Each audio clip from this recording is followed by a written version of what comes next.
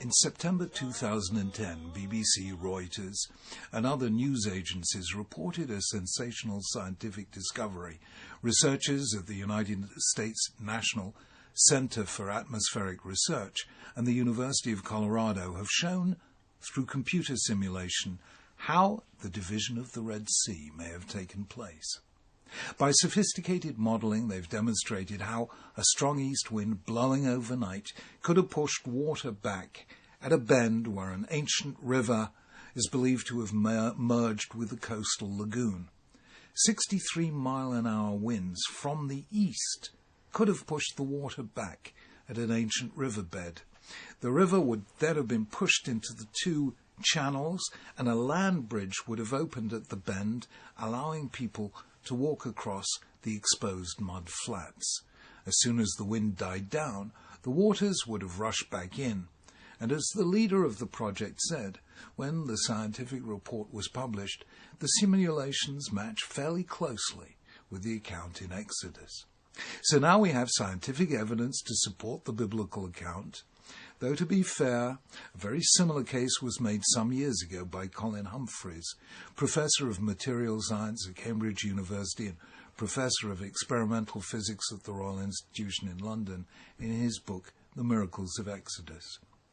To me, though, the real issue is actually to discover what the biblical account actually is, because it's just here that we have one of the most fascinating features of the way the Torah tells its story.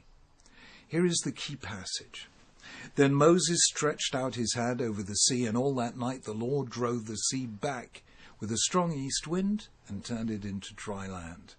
The waters were divided, and the Israelites went through the sea on dry ground, with the water as a wall on their right and on their left. Now that passage can be understood two ways. The first is that what happened was a suspension of the laws of nature. It was a supernatural event. The waters literally stood like a wall. That doesn't happen naturally. But the second way of reading it is that what happened was miraculous, not because laws of nature were suspended. To the contrary, as the computer simulation shows, the exposure of dry land at that particular point in the Red Sea was a natural outcome of a strong east wind. There was nothing supernatural about it at all. What made it miraculous is that it happened just there, just then, when the Israelites seemed trapped, unable to go forward because of the sea, unable to turn back because of the Egyptian army pursuing them. Now, there is a very significant difference between these two interpretations. The first, the supernatural one, appeals to our sense of wonder. How extraordinary that the laws of nature should be suspended to allow an escaping people to go free. It's a story designed to appeal to the imagination of a child. But the naturalistic explanation is wondrous at another level altogether.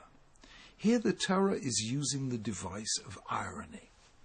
You see, what made the Egyptians of the time of Ramses so formidable was that they possessed the latest and most powerful form of military technology, the horse-drawn chariot.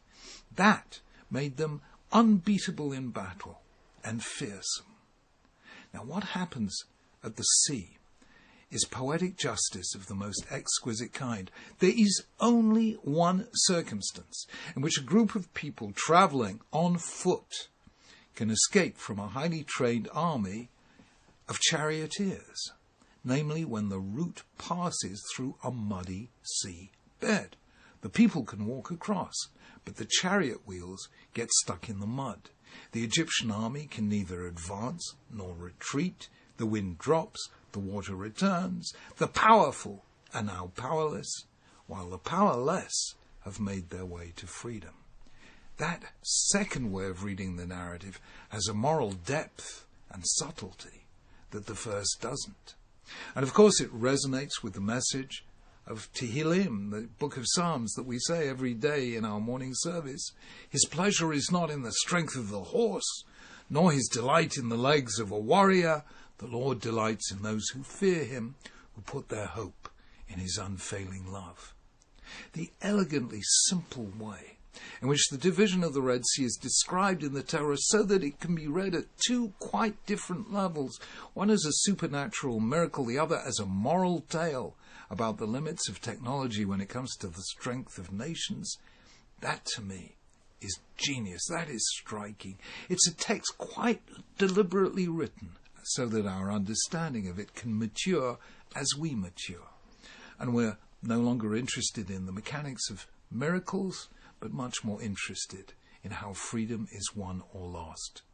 So it's very good to know how the division of the sea happened, but there remains a depth to the biblical story that can never be exhausted by computer simulations or any other historical or scientific evidence, and that is its deliberate and delicate ambiguity. Just as ruach, a physical wind, can part the waters and expose the land beneath, so ruach, the human spirit, can expose, beneath the surface of the story, a deeper meaning beneath. Shabbat Shalom.